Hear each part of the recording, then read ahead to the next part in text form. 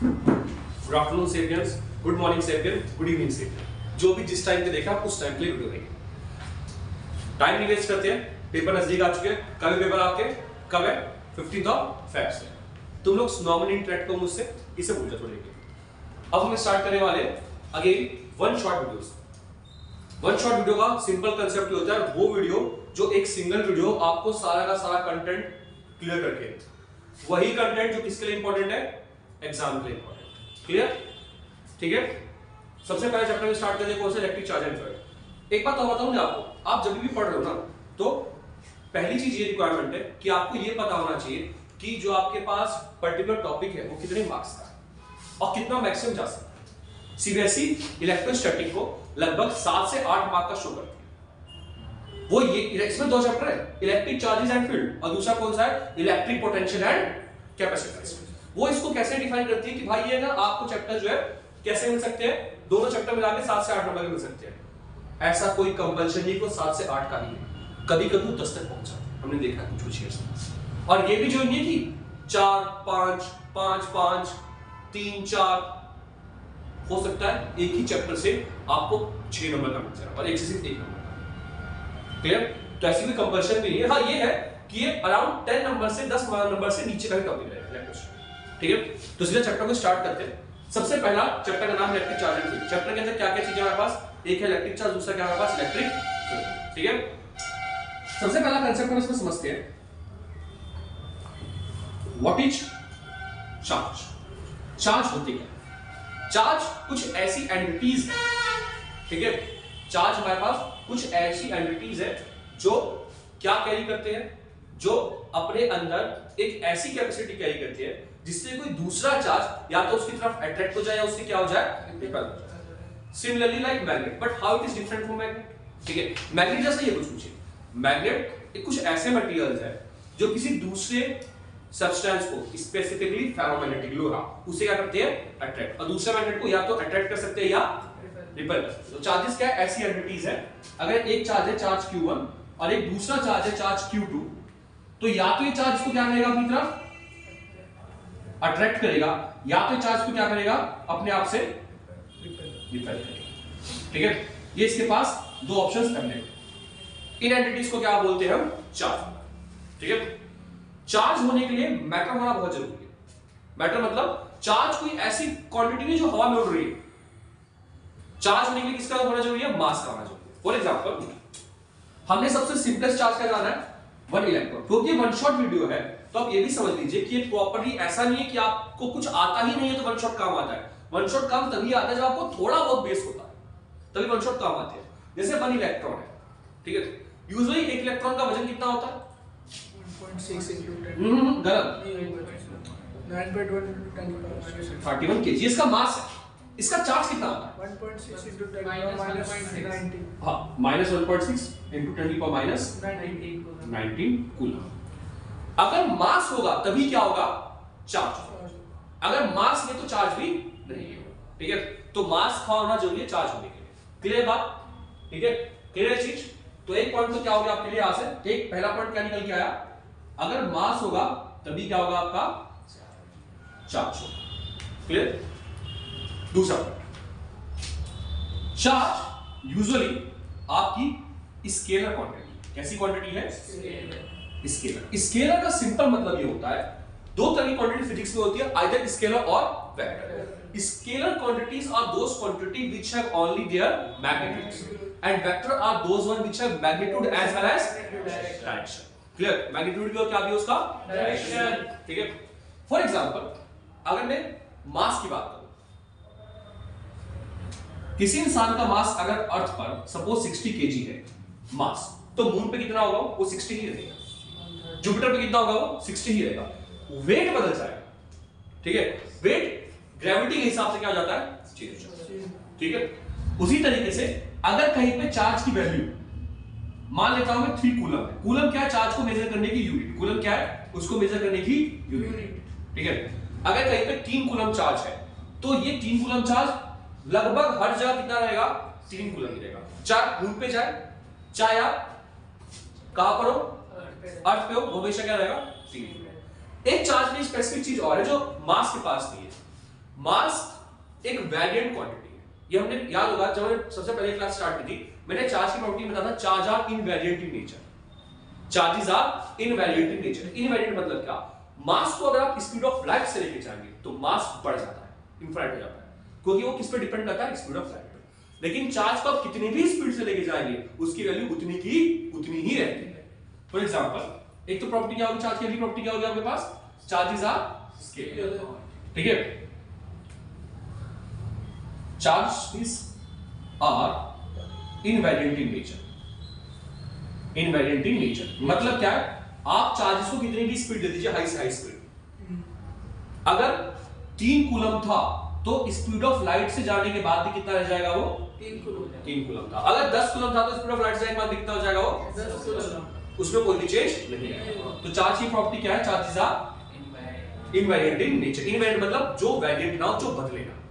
ये 3 प्रॉपर्टीज हो गई। ठीक है, उतारिए 3 प्रॉपर्टीज को।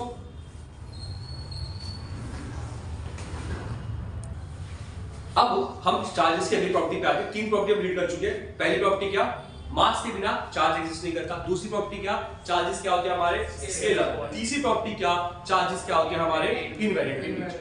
ठीक है, इसके अलावा एक बहुत इंपॉर्टेंट प्रॉपर्टी है, charges are quantized in nature. Charges क्या होते हैं नेचर में? क्वांटमाइज्ड।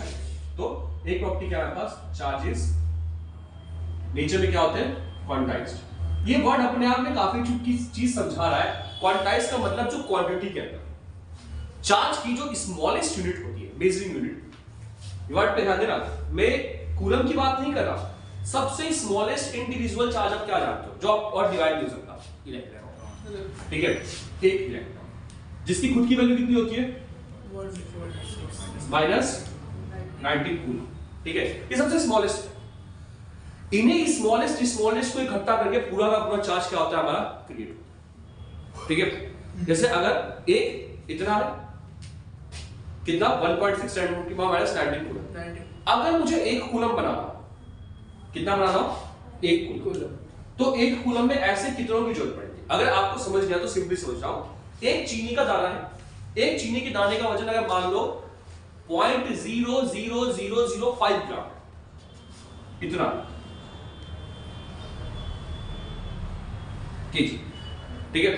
अगर मुझे इनको इकट्ठा करके 1 किलो चीनी बनानी पड़ी तो मुझे ऐसे बहुत सारे दाने चाहिए होंगे। कैसे निकालो? एक तो आसान तरीका क्या है, सिंपल मैथमेटिक्स के हिसाब से समझने के लिए, अगर और सिंपलीफाई करूं, एक चीनी के दाने का वजन अगर 100 ग्राम है, 1 किलो बनाने के लिए कितना चाहिए? 10। सिंपल। आपने किया क्या? आपने किया कि 1 किलो में कितने ग्राम होते हैं? 50। 1 का वजन कितना है? 100। तो अपने आप कितने बच गए? सिमिलरली अगर एक इलेक्ट्रॉन का चार्ज कितना है 1.6 तो 1 कूलम का कैसे निकालोगे भाई? 1 कूलम का चार्ज कैसे निकालोगे? कितने इलेक्ट्रॉन्स होंगे उसमें? 1 e = 1.6 10 to the minus 19 coulomb. तो अगर मैं 1 इलेक्ट्रॉन यहां छोड़ दूं और इस पूरे को इसके नीचे ले जाऊं तो यहां पर क्या शेष बच गया? क्या बच गया? The only remaining thing is here 1 coulomb. If I solve this whole quantity, I get 1 coulomb is equal to 6 into 10 to the power minus 5 into 18। ये नंबर है मेरा। कितने इलेक्ट्रॉन्स मिलेंगे मुझे? इतने इलेक्ट्रॉन्स मिलेंगे। ये क्या एक्चुअली मेरा? ये क्या है मेरा? n number. इसी को हमने कैसे लिखा है? Q is equal to n। जितने भी इलेक्ट्रॉन्स हैं अगर मैं उनको जोड़ दूं तो मुझे बॉडी का टोटल क्या मिल जाएगा? चार्ज मिल जाएगा। क्लियर बात? ठीक है, अगली property, charges are additive in nature. Charges nature में क्या होते हैं? वैसे मैं बात बताऊं, ये वर्ड अलग से लिखवाने की जरूरत नहीं थी। अगर स्केलर है तो इसका मतलब क्या होगा? नॉर्मल ऐड करेगा। अगर वो वेक्टर है तो वेक्टर एडिशन कैसा होता है? कंपोनेंट में तोड़ना, या a² + b² + 2ab cos theta का सॉल्व करना। ठीक है, मगर ये क्या है? चार्जेस क्या थे हमारे? तो ये कैसे ऐड होंगे? नॉर्मल ऐड होंगे। जैसे नॉर्मल ऐड का मतलब अगर किसी एक बॉडी के अंदर कहीं से 5 कूलम चार्ज आया, कहीं से 3 कूलम चार्ज आया, कहीं से -2 कूलम चार्ज आया, अब इसमें टोटल चार्ज कितना है? 5 + 3 + -2 कितना चार्ज हो गया टोटल? 6। कितना हो गया टोटल? 6। इसी को हमने क्या बोला? Charges are additive in nature, charges are quantized in nature. दो प्रॉपर्टीज हो गई। आगे बढ़े, ठीक है, इसे नोट डाउन कीजिए। ओके, अब हम इसके बाद आगे बढ़ते हैं चार्जेस की अगली प्रॉपर्टी पे, जो क्या है, charges are conserve in nature. Charges nature में क्या होते हैं, कंजर्व। कंजर्व का मतलब क्या होता है, हम ये सिंपली समझ सकते हैं, ये बहुत इंटरेस्टिंग प्रॉपर्टी है, charges conserve in nature. Charges दो तरह के, कौन कौन से आपके, पॉजिटिव और नेगेटिव।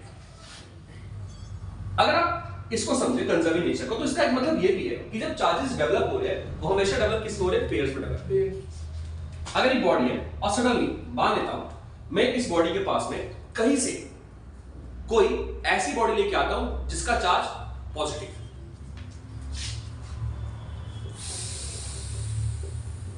हर एक चार्ज अपने सराउंडिंग में क्या डेवलप करेगा, फील्ड। कौन सी फील्ड, इलेक्ट्रिक फील्ड। अब इस इलेक्ट्रिक फील्ड की वजह से नेगेटिव चार्ज कहां आएंगे, यहां पर आएंगे। नेगेटिव चार्ज आएंगे तो पॉजिटिव चार्ज कहां जाते हैं, सपोज यहां जाए। अगर मैं नंबर्स को भी काउंट कर लूं, अगर 5 नेगेटिव चार्ज बने और 5 क्या बने, नेट फिर से क्या है इनका, यूजुअली जब तक कोई बॉडी बाहर से चार्ज ना हो, तब तक हर एक बॉडी के अंदर नेट चार्ज की वैल्यू क्या होती है उनकी, 0, क्योंकि जितने पॉजिटिव होते हैं उतने ही नेगेटिव। आप इसे चार्ज कैसे कर सकते हो, अगर सपोज आपने इसकी अर्थिंग कर दी। अर्थिंग का मतलब क्या होता है समझते हैं, अर्थिंग का मतलब ये होता है कि आपने इस बॉडी में से चार्जेस को क्या कर दिया, बाहर निकाल। क्या कर दिया, चार्जेस कौन सा ट्रैवल करता है, पॉजिटिव या नेगेटिव, नेगेटिव मतलब किसको आइडेंटिफाई कर रहे हैं, नेगेटिव का मतलब इलेक्ट्रॉन, क्योंकि इलेक्ट्रॉन इजीली ट्रैवल कर पाते हैं as comparison to proton. Proton nucleus में क्या होती है, टाइटली बाउंड होते हैं। क्लियर।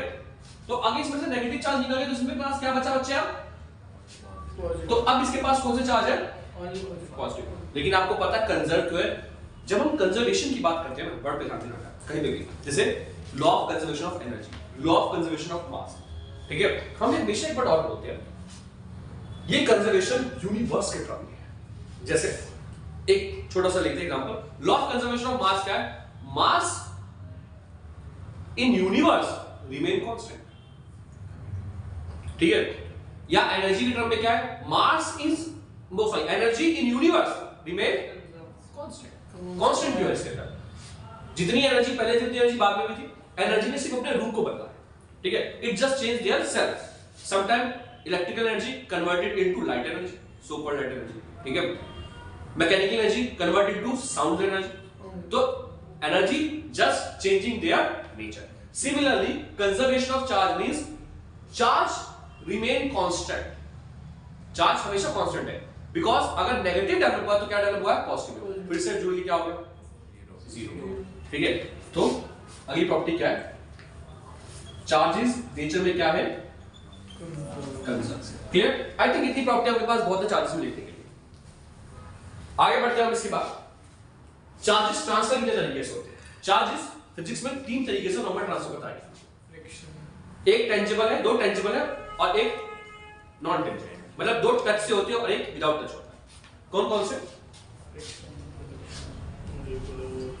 अब टॉपिक क्या आपका इसके अंदर, ट्रांसफर ऑफ चार्जेस। सबसे पहले वाला कंडक्शन। कंडक्शन के अंदर क्या होता है, कंडक्शन के अंदर यूजुअली चार्जेस का ट्रांसफर कुछ इस तरीके से है, जब एक कंडक्टिंग बॉडी किसी नॉन कंडक्टिंग को, एक कंडक्टिंग बॉडी किसी कंडक्टिंग को टच करती है तो उनके बीच में चार्जेस का ट्रांसफर होता है। मैं इस वर्ड को करेक्ट करूंगा, it is not the transfer of charges, actually there is a transfer of electrons and electrons carry charges, ठीक है, इलेक्ट्रॉन्स क्या कैरी करते हैं अपने अंदर।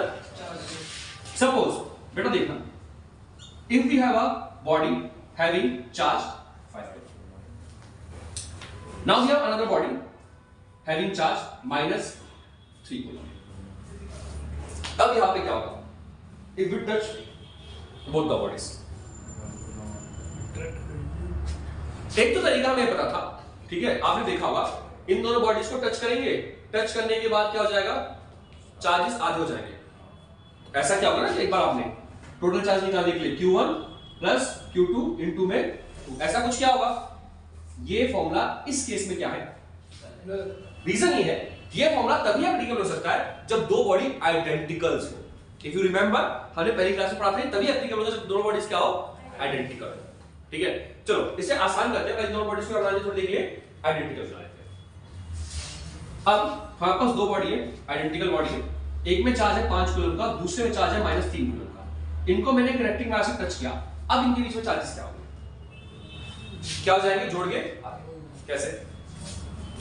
Net charge Q1 plus Q2 by 2, so -3 plus 5 by 2, 2 by 2 is equal to 1। थोड़े समय बाद इस बॉडी में चार्ज कितना आ गया, इसमें भी कितना आ गया। अब एक क्वेश्चन ये बनता है केस स्टडी के लिए, बॉडी ए में से बॉडी बी में चार्ज गया या बॉडी बी में से बॉडी ए में चार्ज है? बॉडी ए से बी या बी से? बी से और ए से बी और चलिए इसको थोड़ा सा और सिंपलीफाई करते हैं। सपोज बेटा यहां पे कितने कूलम चार्ज है? 5। अगर 10 माइनस का होगा तो 15 किसका होगा, तभी नेट कितना आया, 5। यहां अगर 13 माइनस का होगा तो प्लस का कितना होगा। यहां कौन सा चार्ज एक्स्ट्रा है, इस वाले में minus identified by negative charge identified by electrons and the travelling thing is electrons. Clear?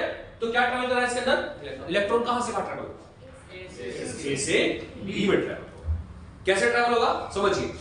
Suppose इसके अंदर एक चार्ज दिया, 1 कूलम चार्ज दिया, ठीक है। 1 कूलम चार्ज देने के बाद 1 कूलम चार्ज देने के बाद ये कितना हो गया, ये कितना हो गया, नेगेटिव गया 4 कूलम। वेरी गुड, अभी भी नेगेटिव है, फिर से इसका 1 कूलम ट्रांसफर किया, अब कितना हो गया, ये कितना हो गया, अभी भी नेगेटिव है, फिर से 1 कूलम ट्रांसफर किया 2 कूलम। इन दोनों के कंपैरिजन में अभी भी ये रिलेटिवली नेगेटिव है, क्योंकि ये कितना है 2 और उसके मुकाबले चार्ज क्या है कम। अब ये अपना नेगेटिव वाला पार्ट, क्योंकि ज्यादा पॉजिटिव है, ये नेगेटिव वाला पार्ट क्या करेगा, उसको ट्रांसफर कर देगा। कितना हो गया अब ये, और ये भी कितना हो गया। अब जाके दोनों क्या हो जाएंगे, स्टेशनरी। तो ये किसका रूल आपका, कंडक्शन का। कंडक्शन में क्या होता है, चार्जेस ट्रांसफर होते हैं एक बॉडी से दूसरी बॉडी के अंदर। Is it clear? ठीक है, उतारिए इसको। दूसरा हमारे पास मेथड ऑफ ट्रांसफर चार्जेस क्या है, फ्रिक्शन। फ्रिक्शन के अंदर जब हम दो बॉडीज को रब करते हैं तो उनसे क्या जनरेट होता है, चार्ज जनरेट होता है। फ्रिक्शन कंजर्वेशन ऑफ चार्ज का बेस्ट एग्जांपल भी है, क्योंकि रब करने से आपने क्या किया, बॉडी में चार्ज को ऑब्टेन किया। ठीक है, फ्रिक्शन में यूजुअली सीबीएसई में बहुत कम क्वेश्चन आते हैं। मैक्सिमम क्वेश्चन आपको तो कंडक्शन में मिलेंगे और थ्योरेटिकल क्वेश्चन मिलेगा आपको इंडक्शन में। तीसरा क्या है आपके पास,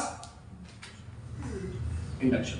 इंडक्शन में हम चार्ज को टच नहीं करते, चार्ज बॉडी को थोड़ी दूरी पे रखते हैं और उनकी वजह से बॉडी में क्या इंड्यूस होता है, चार्ज। जैसा अभी मैंने सबसे पहले वाला एग्जांपल आपको दिया था, जहां पर 5 कूलम, यहां पे -5 कूलम आ गया और यहां पे जो भी चार्ज इकट्ठा हुआ +5 कूलम आ गया। अगर मैंने इसको क्या कर दी, अर्थिंग कर दी इसकी, तो माइनस वाला क्या चला गया, गायब हो गया, इसमें सिर्फ क्या बचा। ये किसका एग्जांपल है, इंडक्शन का। एक क्वेश्चन और है, कुछ छोटे-छोटे से क्वेश्चन है। इंडक्शन के अंदर कभी भी इस बॉडी के अंदर इस बॉडी से ज्यादा चार्ज डेवलप नहीं हो सकता। अगर ये 5 कूलम का है तो मैक्सिमम कितना ही लाएगी, -5 कूलम लाएगी। आप इसको अगर विथड्रॉ कर लोगे तो इसके अंदर कितना चार्ज बच जाएगा, +5। तो कभी भी इंडक्शन के अंदर जो आपकी मेन बॉडी है, ठीक है, मेन बॉडी मतलब जो आपको इलेक्ट्रिसिटी, जो आपको फील्ड सप्लाई कर रही है, और जो आपकी सब्सिडियरी बॉडी है जिस पे आप फील्ड अप्लाई कर रहे हो, उसके अंदर चार्ज कभी भी मेन बॉडी के चार्ज से ज्यादा नहीं हो सकता। क्लियर हुई चीजें?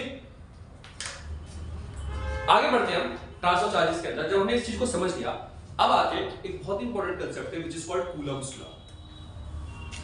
ठीक है, किस पे आते हम, कूलम्स लॉ।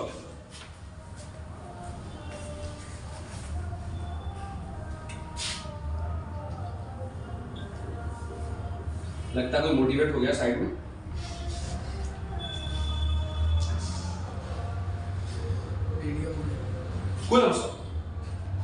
कूलम्स लॉ कुछ उसी तरीके से है जिस तरीके से आपकी बुआ के बच्चे, क्यों, जब आप कुछ बढ़िया करते हो तो आपकी बुआ उनका एग्जांपल, उनको आपका एग्जांपल देती है, और जब वो कुछ बढ़िया करते हैं तो आपको उनका एग्जांपल दिया जाता है। कहने का मतलब है ये कुछ न्यूटन लॉ की कॉपी की तरह लगता है। ये किसके बीच में अप्लाई होता है, suppose Q1, suppose Q2, distance कितना हो गया इनके बीच का, वेरी इंपॉर्टेंट पॉइंट, डिस्टेंस की मेजरिंग हमेशा कहां से की जाएगी? सेंटर से। सेंटर से क्लियर? कूलम्स लॉ क्या है हमारा? F is equal to के force is directly proportional to the product of charges, inversely proportional to the square of distance between them, और हम एक यूज करते हैं कांस्टेंट का जो क्या है? हाँ k भी है, k लिखते हैं इसे, एक्चुअली होता क्या है ये?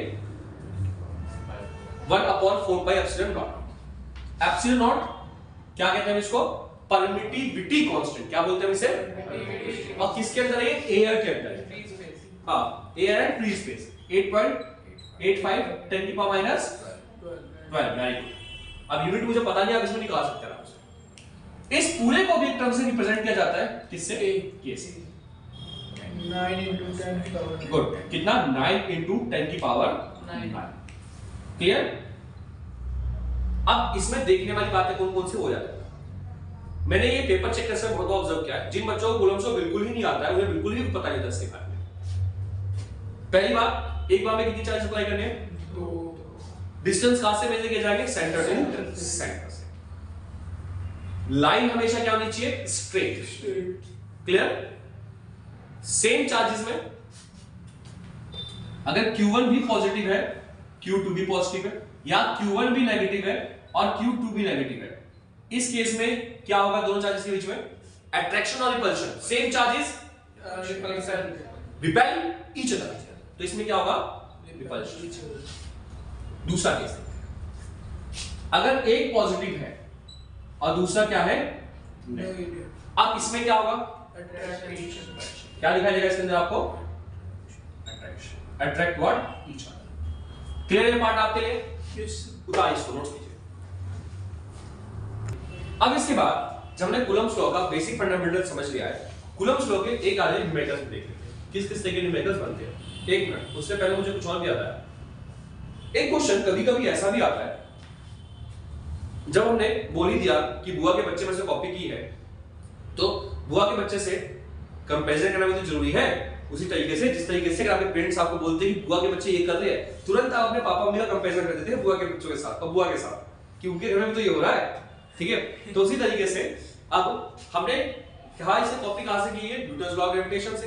तो एक बार न्यूटन्स लॉ ऑफ ग्रेविटेशन से कंपैरिजन भी करते हैं कि इन दोनों में डिफरेंस क्या है या सिमिलरिटीज क्या है। Coulomb's and Newton. सबसे पहला न्यूटन लॉ सिर्फ किसकी बात करता है? अट्रैक्शन की, ये डिसिमिलरिटीज। ठीक है, पहली डिसिमिलरिटी क्या है इसकी? इसमें क्या होता है? अट्रैक्शन भी हो सकता है और रिपल्शन भी। वहीं पर इसमें क्या होता है? सिर्फ आपका अट्रैक्शन हो सकता है। नेक्स्ट 2.4 पे ये होता और ये 3 पे मास होता है, है। इसमें भी 2 पे ही मास होता है। और कोई डिसिमिलरिटी मुझे याद नहीं आई, ये बता सकते हैं? देखना कूलम्स लॉ में वैल्यू नेगेटिव भी हो सकती है, बट अगर न्यूटन लॉ की बात करें तो वो सिर्फ पॉजिटिव ही होगा। तो बात तो वही थी ना, अट्रैक्शन हो सकता है, रिपल्शन हो सकता है। ठीक है, ये भी एक पॉइंट बढ़ा के लिख सकते हो।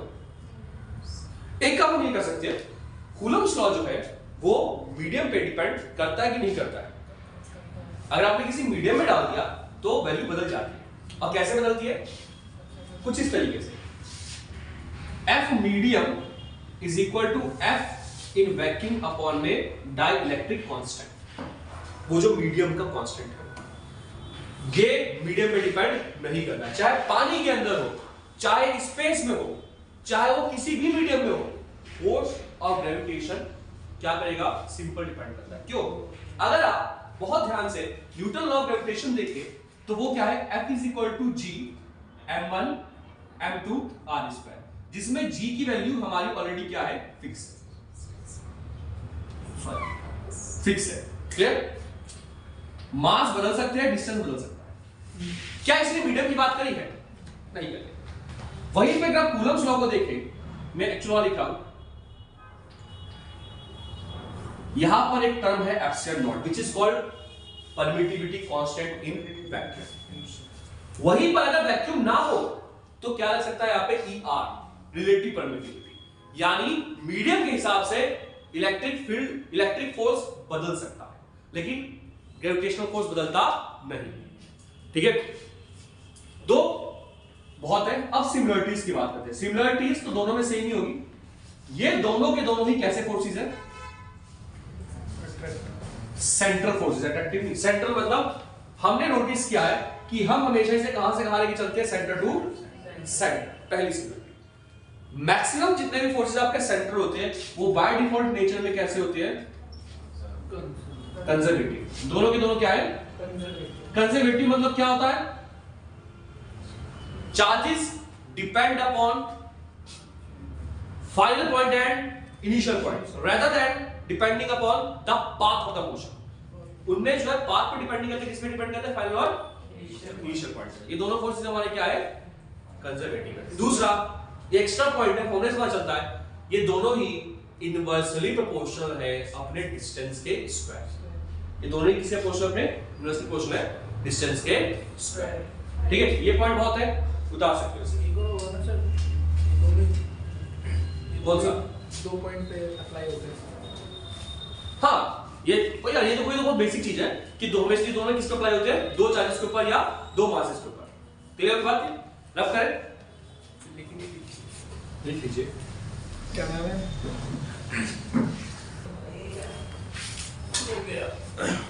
अब नेक्स्ट आगे बढ़ते हैं इसके अंदर अगले टॉपिक की तरफ, जो हमारा क्या है? कूलम्ब्स लॉ का कंपैरिजन तो देख लिया, अब एक न्यूमेरिकल देख ले। थोड़ी सी एक्टिविटी ले आपने न्यूमेरिकल देखकर, ठीक है? नींद आना थोड़ा कम हो जाएगा। What is the force between two charges? आसान क्वेश्चन शुरू करते हैं। 3 coulomb and -3 coulomb separated by distance of 30 centimetre.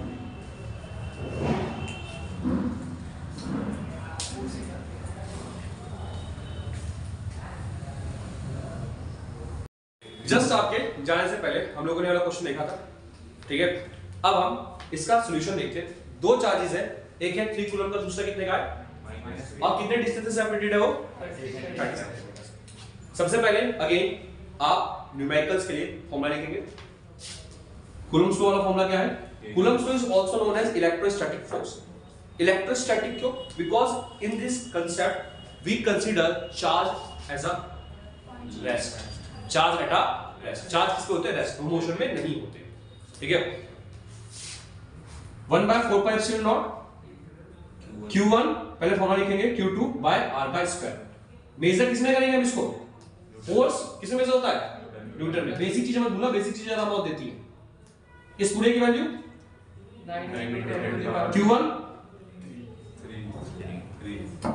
3 का स्क्वायर सेंटीमीटर है, अच्छा 30 सेंटीमीटर है, -2 का होल स्क्वायर। कितना हो गया? 9। ये भी 9। अगर आप इस फॉर्मूले को ध्यान से देखेंगे तो यहां पे आपको क्या मिलेंगे? मॉड मिलते हैं, ठीक है? माइनस और प्लस ये बताते हैं कि फोर्स रिपल्सिव है या प्लस होगा तो अट्रैक्टिव, हाँ नहीं रिपल्सिव। क्योंकि प्लस कब होगा? प्लस तब होगा जब दोनों के दोनों या तो क्या हो? प्लस हो, क्योंकि प्लस और प्लस को मल्टीप्लाई करने पे क्या आएगा? प्लस। माइनस और माइनस को मल्टीप्लाई करने पे भी क्या आएगा? तो जब दोनों ही सेम हो जाएंगे तो नेचर क्या होगा इसका? रिपल्सिव। आया समझ में? 910 की पावर माइनस का 4। ये हो जाएगा कितना? इसको अगर हटा देंगे तो यहां से माइनस का 2, 9 से 9 ऊपर चला गया ये, और ये कितना हो गया बच्चे? ये कितना? न्यूटन। क्लियर? उतारिए इसे। वह तो इजी था क्वेश्चन था ये। आगे बढ़ते हैं अगले क्वेश्चन के ऊपर। एक आधे क्वेश्चन देख लेते हैं ताकि आपको थोड़ा सा जो है हेल्पफुल रहे। सपोज पहले कुछ हम सिंपल क्वेश्चन देखते हैं, इसको उतारिए, पॉज करके आप इसे उतार सकते हैं। 2 charges, next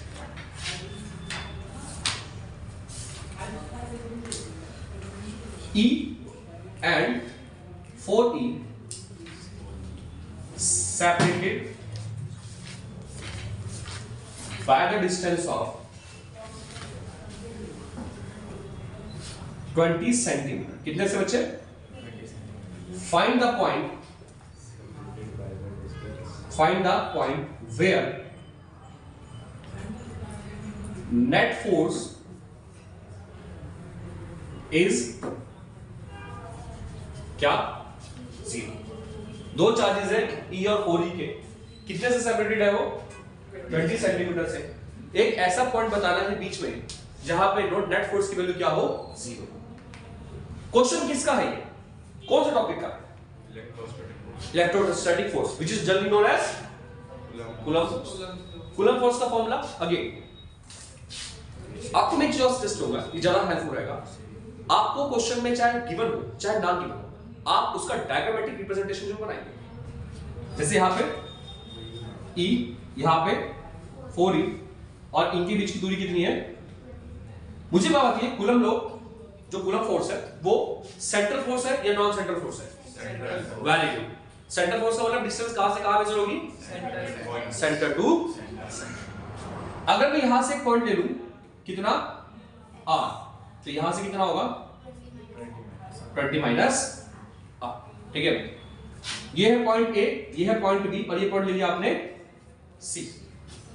force on C due to A K, यहां आप इस चार्ज को कितना एज्यूम कर लीजिएगा? Q। ठीक है, E इंटू Q कितना square? Force on C due to B K 4E Q into कितना डिस्टेंस है? 20 माइनस। यहां तक कोई दिक्कत इसे समझने में? हमने एक चीज की और बात की यहां पे कि नेट फोर्स क्या हो? 0। जहां नेट फोर्स 0 में ये हमने क्या किया था वो समझते हैं। अगर दो पॉइंट्स हैं, इनके बीच में एक पॉइंट में वैल्यू क्या है? 0 है।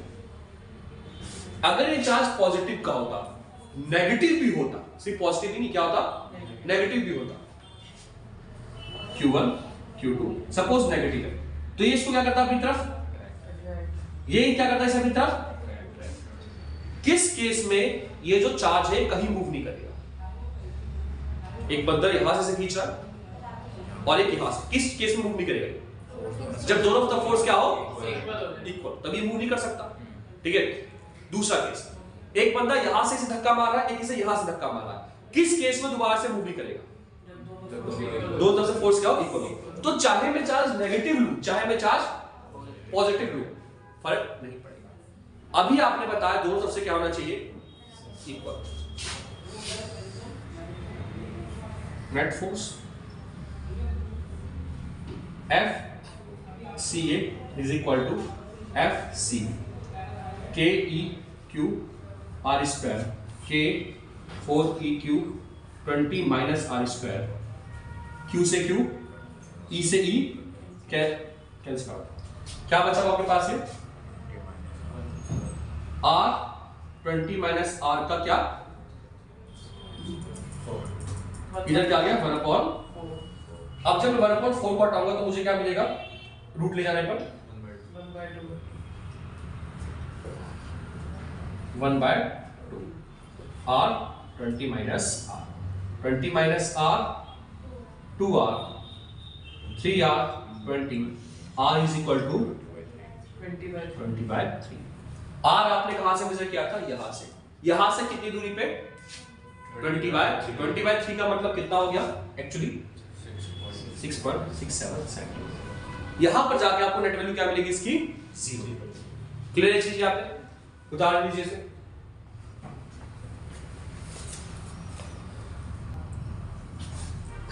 आगे बढ़ते हैं। लेफ्ट केस है। अब हम इस कूलम्ब लॉ के कंसेप्ट को थोड़ा और आगे बढ़ाते हैं, फोर्स पे चल रहे हैं और आते हैं सुपरपोजिशन ऑफ फोर्सेस के ऊपर। किसके ऊपर? सुपरपोजिशन ऑफ फोर्सेस क्या कहता है? एक पर्टिकुलर पॉइंट के ऊपर जब एक से ज्यादा चार्जेस फोर्स अप्लाई करते हैं तो उसी कंसेप्ट को हम क्या बोलते हैं? Superposition of forces. ठीक है, कूलम्ब लॉ का एक पार्ट है सुपरपोजिशन। क्या मतलब है इसका? सिंपली, अगर मेरे पास 3 चार्जेस हैं किसी भी डिस्टेंस पे, फिलहाल तो ट्रायंगल बन सकते हैं इस शेप को भी हम ट्रायंगल ले लीजिए, कंसीडर कर लेंगे। हमने लिया एक और ले लिया। चलो इसे लिया बी, इसे लिया सी और इसे लिया डी। हमें डी पे लगने वाला फोर्स निकालना है, बहुत सिंपल है। ए से डी पे लगने वाला फोर्स, सी से डी पे लगने वाला फोर्स और सी से डी से डी लगने वाला फोर्स, ठीक है। अगर मैं नेट फोर्स निकालना चाहूं तो क्या बनेगा बच्चे? Force on A, force on D due to, force on D due to, force on D due to किसके अंदर है सारे के सारे? क्योंकि फोर्स कैसी क्वांटिटी है? Vector quantity. फोर्स कैसी क्वांटिटी है? ठीक है। आप कंपोनेंट तोड़ के भी कर सकते हो, आप रिजल्टेंट वाला मेथड लगा के भी कर सकते हो, ठीक है। हम एक सिंपल से शुरू करेंगे क्वेश्चन से, ठीक है। काफी स्टार्ट करें, क्वेश्चन देखिए। सपोज क्वेश्चन लिखिए,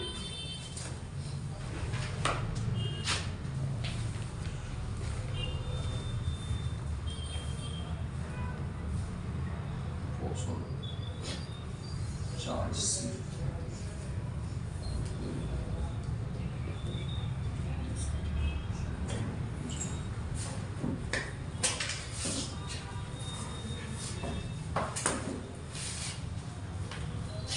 वन मीटर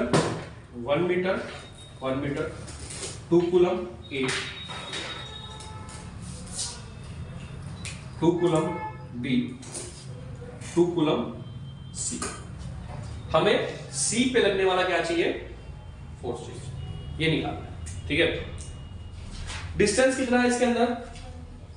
कूलम्स लॉ एक बार में कितने चार्ज पर अप्लाई हो सकता है? मैक्सिमम 2 चार्ज पर अप्लाई हो सकता है, ठीक है। कैसे? एक बार क्वेश्चन को सॉल्व। नंबर 1, आप ये आइडेंटिफाई करेंगे कि इसमें कितने पेयर्स ऑफ कूलम्स लॉ बनेंगे। कितने पेयर बनेंगे इसमें? 2 या 3? वैसे 3 बनेंगे। सी के रिस्पेक्ट में कितने बनेंगे? 2। क्योंकि हमें किसके रिस्पेक्ट में निकालना है? सी के। Force on C due to A K 2 coulomb, distance कितना है बच्चे? क्या लिखना पड़ेगा? Force on C due to B 2 coulomb, ये कितना आ गया सॉल्व करने पे? ये भी कितना आ गया? तो क्या करूं, जोड़ के लिख दूं? ये जोड़ के लिख दूं? सही है। कोहनी मार की रीढ़ की हड्डी जो 33 है उसके बीच का स्पेस बढ़ा दूंगा। क्यों गलत है ये? क्योंकि कैसी क्वांटिटी है?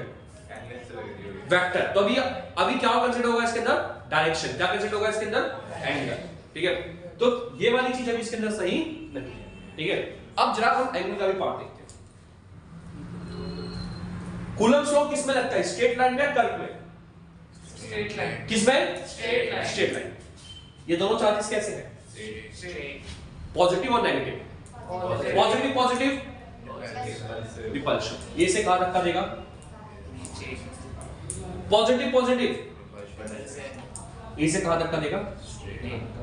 ठीक है।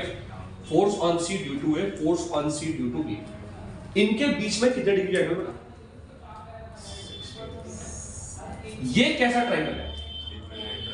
क्योंकि साइड सबकी क्या है? 1 एंड ये कितना हो गया? ये कितना हो गया? ये कितना हो गया? ये भी कितना हो गया? क्लियर? फोर्स रिजल्टेंट निकालने का फॉर्मूला हाँ, F1 का स्क्वायर F2 का स्क्वायर का cos थीटा। क्लियर? हम अपने वाले कंसेप्ट पे चले।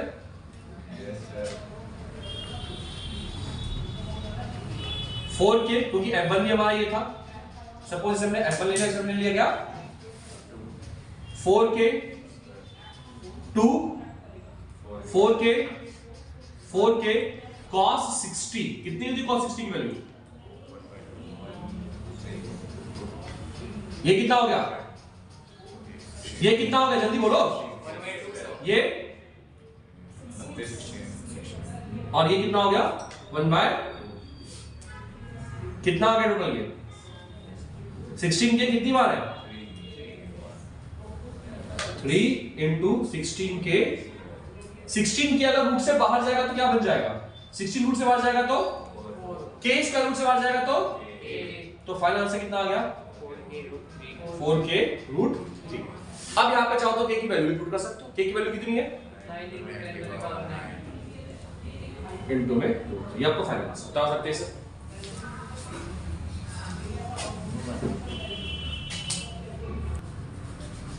नाउ इसके बाद हमारे सामने एक क्वेरी आई है कि अगर सर सेंटर पे निकालना हो तो कैसे निकालें। ठीक है, कुछ क्वेश्चन ऐसे भी हो सकते हैं। मैं आपको इसका क्वेश्चन नहीं कराऊं, एक जस्ट हिंट दे रहा हूं ताकि आप इसको सॉल्व कर सके और ताकि हम अपने वीडियोस को आगे बढ़ा सके। देखिए, अगर आपको सेंटर पे निकालना होगा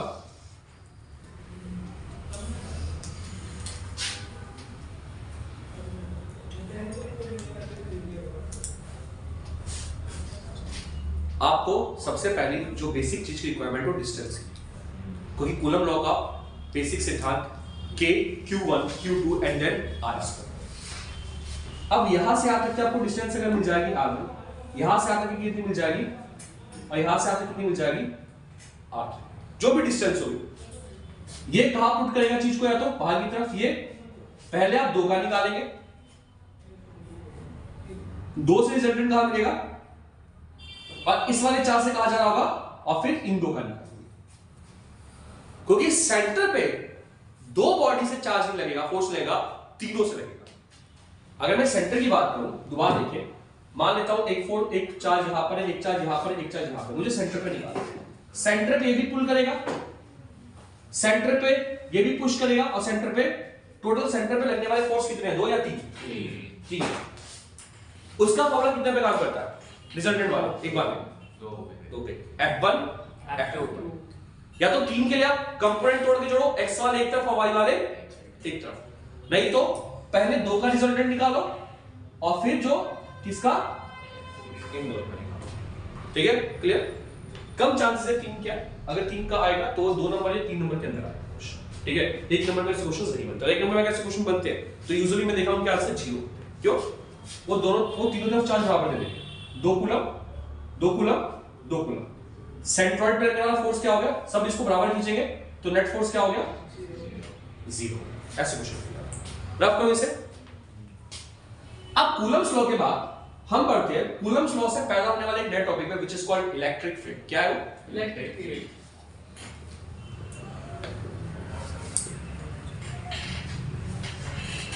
जरा देखते हैं इलेक्ट्रिक फील्ड क्या। किसी भी चार्ज के नियर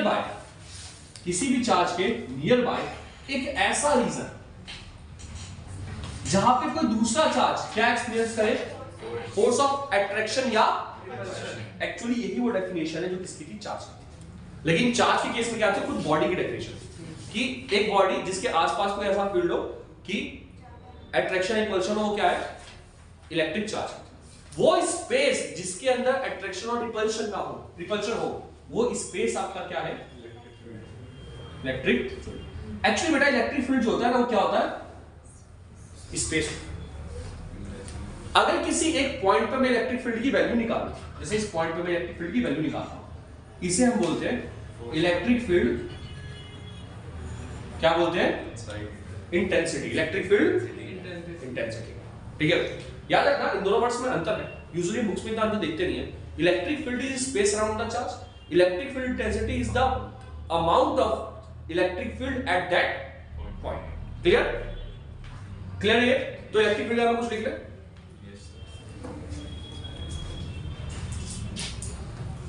सबसे पहले इलेक्ट्रिक फील्ड क्या आपके पास, क्या है ये, आपके चार्ज के आसपास का जिसमें दूसरा फोर्स क्या एक्सपीरियंस, चार्ज का एक्सपीरियंस कर रहा है, अट्रैक्शन और रिपल्शन।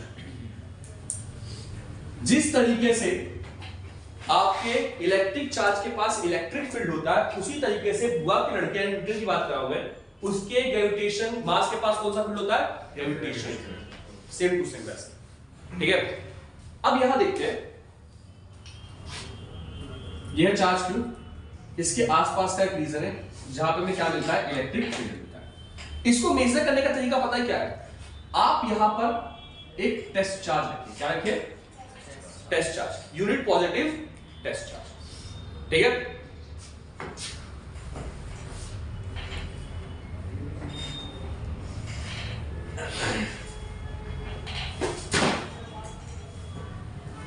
ये इस अपनी तरफ क्या कर रहा है, अट्रैक्ट क्या कर रहा है, रिपेल कर रहा है। तो हम इसको डिफाइन ऐसे करते हैं, electric field is equal to force per unit charge, कौन सा charge, test charge, clear, force per unit test test charge. और इसी से हम क्या निकाल पाते हैं, इसकी एसआई यूनिट। फोर्स की यूनिट क्या होती है, न्यूटन, न्यूटन, चार्ज की क्या होती है, इलेक्ट्रिक फील्ड की क्या जाती है हमारे सामने, न्यूटन पर कूलम। क्लियर, उतारिए इसे।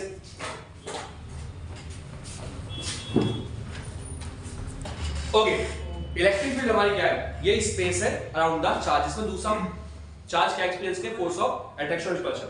देयर इज अ कंडीशन, आप सोर्स चार्ज को मूव नहीं करेंगे, सोर्स चार्ज अपनी जगह पे रहेगा, ठीक है, ताकि आप उसे डिस्टेंस एग्जैक्टली मेजर कर पाए, ठीक है। इसे रख करो, इलेक्ट्रिक फील्ड का एक न्यूमेरिकल फॉर्मूला भी है जो कहीं इसी से निकला हुआ है। अभी आपने देखा E is F by Q। Suppose ये चार्ज कितना है मेरा Q और यहां से यहां तक की डिस्टेंस मेरे पास क्या है R। कूलम फोर्स कितना होगा, K Q Q not R का स्क्वायर,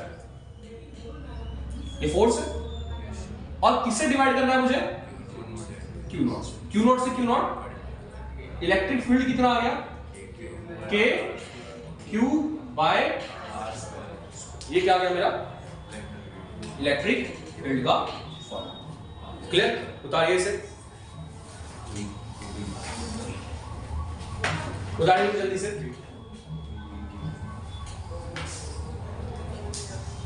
याद रखिएगा बहुत छोटा सा अंतर है, इलेक्ट्रिक फील्ड स्पेस होता है बेटा और इलेक्ट्रिक फील्ड इंटेंसिटी उस पॉइंट के ऊपर वैल्यू होती है। इलेक्ट्रिक फील्ड कैसी क्वांटिटी है, वेक्टर या स्केलर, वेक्टर। रीजन, आप ऑब्जर्व कीजिए, आपने फोर्स जो खुद में कैसी क्वांटिटी है उसको किस क्वांटिटी से डिवाइड किया है, ठीक है, तो क्वांटिटी भी क्या रहेगी, मेंटेन रहेगी, वेक्टर। अगर वेक्टर से मल्टीप्लाई हो तो दो केस बनते हैं, अगर क्रॉस मल्टीप्लाई तो क्या बनेगा, वेक्टर, डॉट मल्टीप्लाई तो क्या बनेगा, स्केलर, ठीक है। वेक्टर अगर स्केलर से मल्टीप्लाई हो तो क्या होता है, आंसर वेक्टर ही रहता है। स्केलर अगर स्केलर से मल्टीप्लाई हो तो स्केलर वेक्टर से हो तो वेक्टर, ठीक है। तो यहां पे अगर आप ऑब्जर्व करोगे तो वेक्टर एक्चुअली स्केलर से डिवाइड हुआ, डिवाइड भी एक तरीके का मल्टीप्लिकेशन ही है, क्यों, 1 बाय, तो अभी भी क्वांटिटी क्या रहेगी आपकी, वेक्टर है। इलेक्ट्रिक फील्ड कैसी क्वांटिटी है, जैसे ही हम किसी क्वांटिटी को वेक्टर बोलते हैं उसी समय में दिमाग में चीज सेट कर लेनी चाहिए। अब इसके ऊपर वेक्टर के सारे फॉर्मूले लिखिए, कौन से वाला, a square plus cos theta का, ठीक है, क्लियर। अब जैसे हमारे पास एक क्वेश्चन है,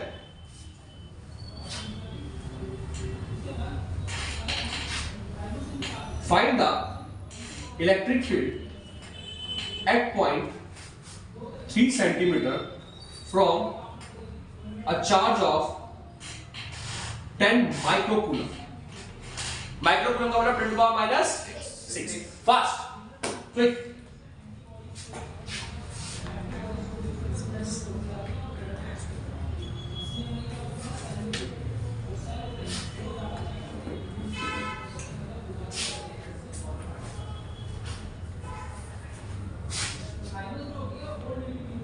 चलने दो, कितना, ज्यादा कुछ दिक्कत थी नहीं।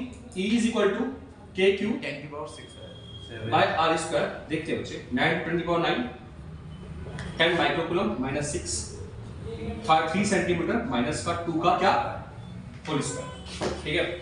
ये कितना हो गया, 9 10 की पावर 9 प्लस 1 इसकी पावर 1 और माइनस का 6, 9 10 की पावर कितना, माइनस का 4, 9 से 9 कैंसिल आउट, यहां कितना आ गया 4 माइनस 4, ऊपर जाके कितना हो गया बच्चे, ये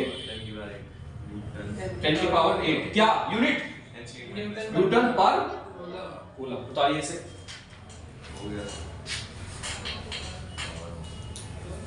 इजी, काफी है।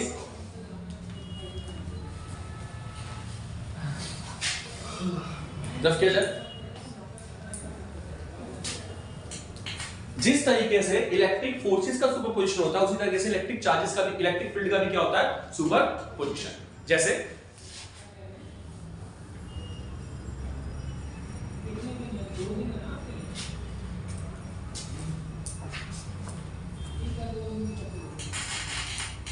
Find electric field at point A in given system. आपको सिस्टम दिया जाए, उसमें आपको बताना है क्या होगा। 2 कूलम माइनस 2 कूलम,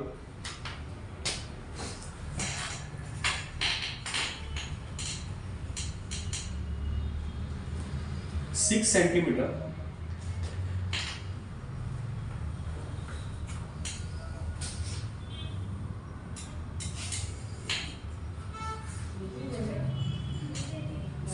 सेंटीमीटर। ये चार्ज नहीं है बेटा, यहां पर एक पॉइंट है, पॉइंट क्या है P, सॉरी पॉइंट क्या है A, इस पॉइंट पे निकालना है, ठीक है।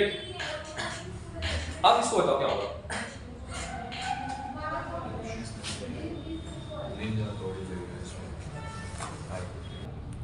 देखिए अब इस क्वेश्चन के अंदर हम आगे बढ़ते हैं। हमें एक पॉइंट पे क्या निकालना है, फील्ड निकालना है। 3 सेंटीमीटर 3 सेंटीमीटर कितना हो गया ये कितना हो गया 5 सेंटीमीटर, ठीक है। एक बात ध्यान दीजिए, यहां पे जो हम चार्ज एज्यूम करेंगे वो हम चार्ज क्या लेंगे, आपका टेस्ट चार्ज। टेस्ट चार्ज का बाय डिफॉल्ट नेचर क्या होता है हमारा, पॉजिटिव। तो नेगेटिव वाला पॉजिटिव को अट्रैक्ट करेगा, रिपेल करेगा, तो ये कहां मूव करेगा, ठीक है, क्लियर। अब ये वाला एंगल कितने डिग्री का है, ये एक बड़ा पंगा है, 60 नहीं है। 60 क्यों नहीं है, ये इक्विलेटरल नहीं है, ये 6 सेंटीमीटर है और ये 5 और 5 है, ठीक है। ये 90 भी नहीं है, ठीक है। अब हमें इसको फाइंड आउट करना पड़ेगा कितना है। ये तो कितना आपका 90 है, ठीक है। एक काम करते हैं, ए सॉरी ये तो ऑलरेडी आपका ए है, B and C. Electric field on A due to B, K Q R square. Electric field on A due to C, K R square. बेटा ये ध्यान दो, क्लियर। यूजुअली दोनों देखने में सेम है, बस फर्क किसका है, माइनस का, ठीक है। जो इलेक्ट्रिक फील्ड आपको लेना भी है, प्लस माइनस सिर्फ आपको ये बताता है कि फील्ड इनसाइड है या आउटसाइड है। माइनस का मतलब इलेक्ट्रिक फील्ड ऑफ लाइन बाहर की तरफ निकल रही है, अंदर की तरफ आ रही है, अंदर की तरफ आ रही है माइनस का मतलब। प्लस का मतलब इलेक्ट्रिक फील्ड आउट बाहर की तरफ जा रही है, क्लियर। अब सपोज दोनों को मैं क्या एज्यूम कर लेता हूं कुछ समय के लिए, ई और ई, क्योंकि दोनों में क्या ऑलमोस्ट बराबर है, ठीक है। अब आते हैं मेजर चीज के ऊपर, नेट कैसे निकालेंगे। हमें नेट के लिए क्या चीज इसके अंदर का एंगल, ठीक है। इसमें एंगल लगाने में दिक्कत है, पता है क्यों दिक्कत है आपको, अगर इसका एंगल पता होता तो उसको निकाल पाते। ये तो 60 डिग्री का है नहीं, हम इसके लिए क्या करते हैं, किसमें तोड़ते हैं, कंपोनेंट्स में। जैसे ये ई है, इसके दो कंपोनेंट टूटे, ई ई, ये नीचे वाला भी ई है, इसके भी दो कंपोनेंट टूटे, कौन सा, और नीचे। अब इस पार्ट को जरा ध्यान से देखना, यहां पे दो ई cos थीटा है और यहां पे दो, ये दोनों दूसरे के क्या हो गए, क्या हो गए दोनों दूसरे से कैंसर। तो ई नेट कितना हुआ, 2e cos theta, clear.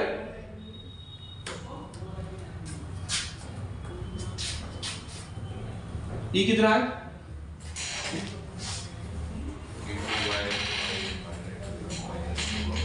cos theta कितना होगा,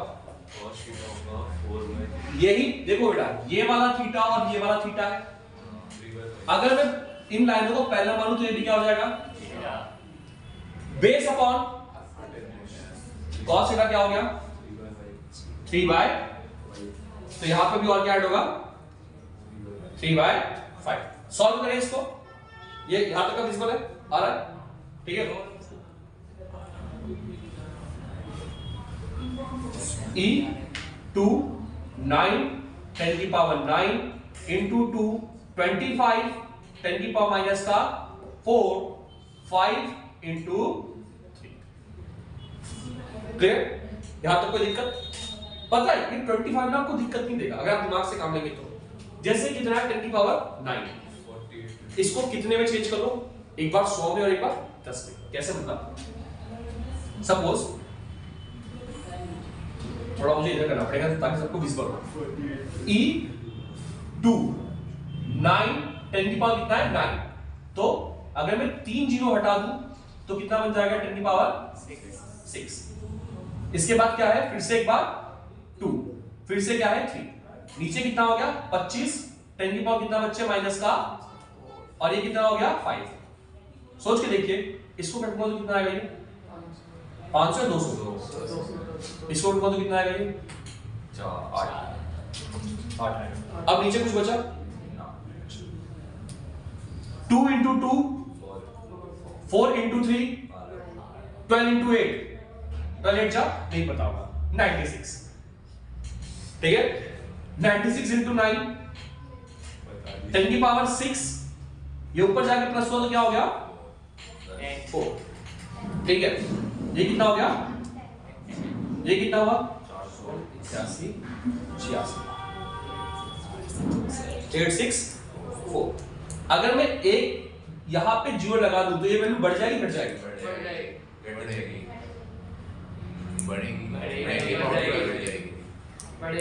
बताओ बढ़ेगी घटेगी?